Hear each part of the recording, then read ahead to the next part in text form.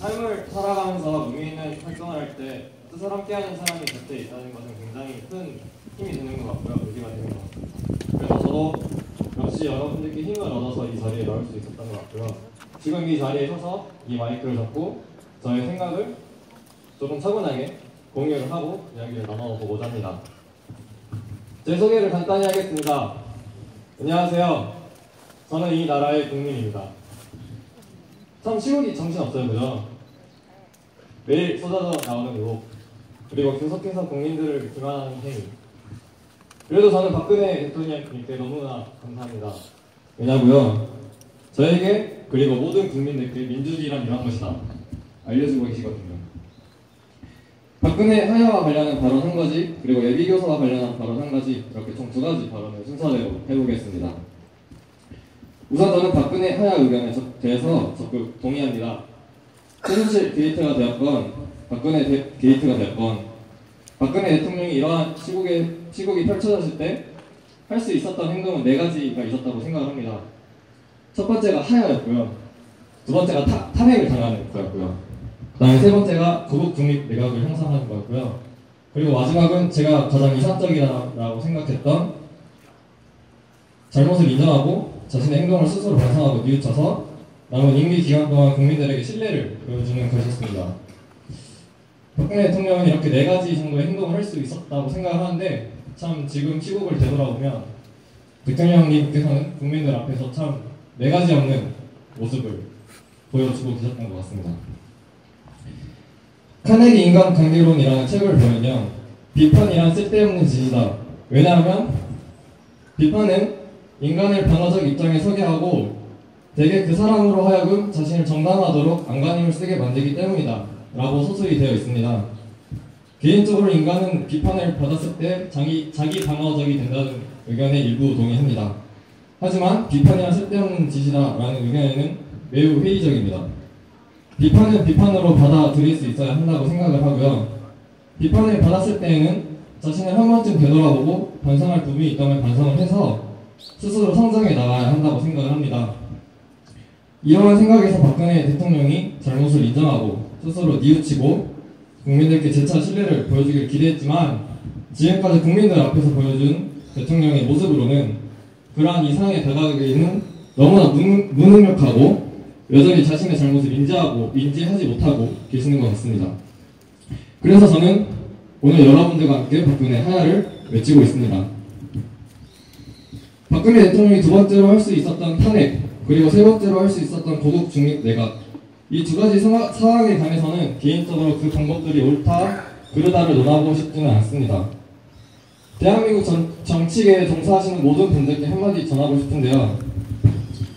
발전할 수 있는 대한민국을 위해 지금이라도 당장 정치 싸움을 그만해 주셨으면 합니다. 제가 이러한 생각을 하게 된 가장 결정적인 사건은 지난주 청와대와 더불어민주당 대표이신 추미애 씨와의 영수회담 협상 결렬이었습니다.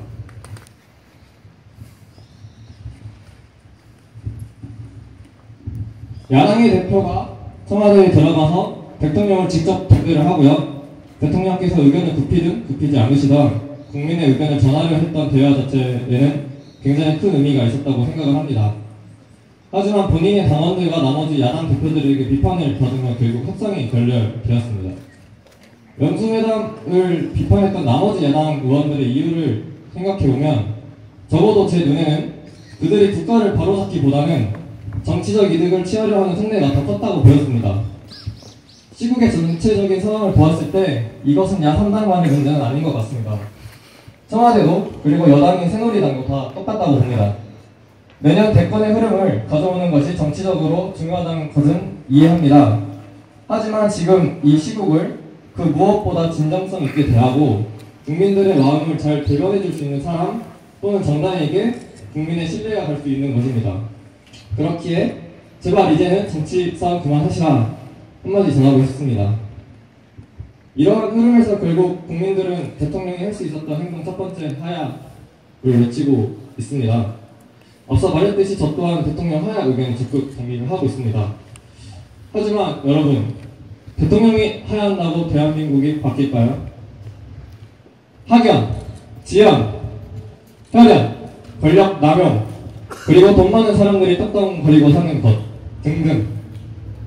이것은 최순실과 박근혜 사이에서만 벌어진 사이가 아니고 안타깝게도 이미 대한민국 국민들 사이에 팽배해져 버린 사회입니다. 수많은 매스컴 그리고 대다수의 국민들은 대통령이 하야하면 우리 사회가 밝게 변할 것이다 라는 환상을 꿈꾸고 있는 것 같습니다. 정작 자신들이 살고 있는 사회는 들여다보지 못하고 모두가 최순실과 박근혜를 비판하기에만 바쁜 것 같습니다. 여론도 그랬고요. 기사들도 그랬고요. 최순실이 되었던 박근혜가 되었든 책임을 져야겠지만 우리들도 우리들의 사회를 바꾸어 나가도록 다같이 노력해보자라는 의견은 거의 찾아볼 수 없었던 것 같습니다. 저 역시 대한민국 사회 구성원의 한 사람으로서 뼈저리게 반성을 하고 책임감을 느끼고 있습니다. 그래서 여러분들께 쓴소리를 전하고 싶고 제가 자유 발언을 통해 말하고 싶었던 가장 핵심이 될 것 같습니다. 박근혜 대통령이 책임지고 하야해야 함은 물론 박근혜 대통령 하야하라 라고 외치는 저 그리고 수많은 국민들 또한 모순된 사회의 책임감을 느끼고 자신의 삶을 되돌아본 후 우리 모두가 이 사회 문제를 해결해 나가보는 건 어떨까요? 두 번째는 예비 교사로서 전하고 싶은 말입니다. 지금으로부터 약 한 달 전 2016년 10월 20일 광주교육대학교에서는 세 분의 현장교사와 두 분의 박사님 그리고 한 분의 교육사무관님의 특강이 있었습니다. 저는 그날 운이 좋게도 정말 길고 긴 기다림 끝에 특강의 제일 마지막 질문을 할 수 있는 기회를 가졌었습니다. 그리고 그날 저의 질문은 다음과 같았습니다.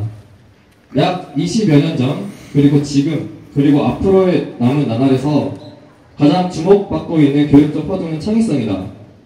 예비 교사로서 현재 가장 주목받고 있는 교육적 화두를 마음에 깊게 새기고 앞으로의 나날을 준비해 나가야 하겠지만 누군가를 가르치는 교사라면 한 수 앞을 더 내다볼 수 있어야 한다고 생각을 합니다. 그렇다면 과연 창의성이라는 키워드 다음으로 주목받을 교육적 화두는 무엇일까요? 이 부분에 대해 자유롭게 의견을 나눠보고 싶습니다. 다 저의 질문이었고요.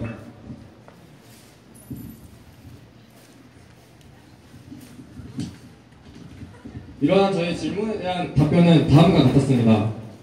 개인적인 사유 이외에 우리나라 정부가 창의성이라는 키워드 다음으로 주목받을 교육적 화두의 방향성을 잘 잡았다고 생각을 합니다. 그것은 바로 행복교육입니다. 특강이 있었던 날로부터 약 4일 후 2016년 10월 24일에는 대한민국을 뒤엎은 JTBC 뉴스룸에 최순실 관련 단독 보도가 있었습니다. 그 후부터 한 달여가 지난 지금 이 시점까지 우리나라 국민들은 흔치 거짓없는 진실을 맞이하고자 캄캄한 어둠 속을 수백만 개의 촛불로 밝히려 하고 있습니다. 운 좋게 질문할 수 있었던 특강날의 기억을 통해 저의 머릿속을 스쳐 지나간 단어는 교육적 화두, 우리나라 정부, 그리고 행복교육 이렇게 세 개였습니다.